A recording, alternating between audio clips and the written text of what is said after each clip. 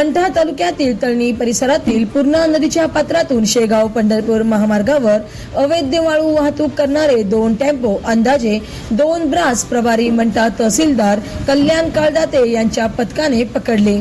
ही कारवाई दिनांक 23 फेब्रुवारी रोजी सकाळी 5:30 वाजता करण्यात आली। सदरील दोन्ही टेम्पो हे विदर्भाच्या हद्दीत जाऊन पकडले। लोणार पोलिसांनी यावेळी पथकाला मदत केली।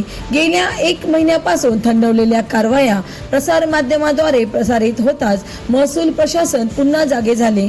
कारवाईसाठी सज्ज असलेल्या पथकाने यावेळी वाळू चोरांच्या खबऱ्यांना चकवा देत ही कारवाई केली।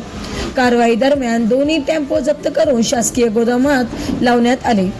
कारवाई दरम्यान दोन्ही टेम्पो जप्त करून शासकीय गोदामात लावण्यात आले आहेत। ही कारवाई प्रशिक्षित सहाय्यक जिल्हाधिकारी अरुण यम यांच्या मार्गदर्शनाखाली प्रभारी तहसीलदार कल्याण काळदाते व रंगनाथ देशमुख, बाळासाहेब गिरे, अविनाश जाधव, बालासाहेब भुतेकर, अरुण राठोड यांच्या पथकाने केली।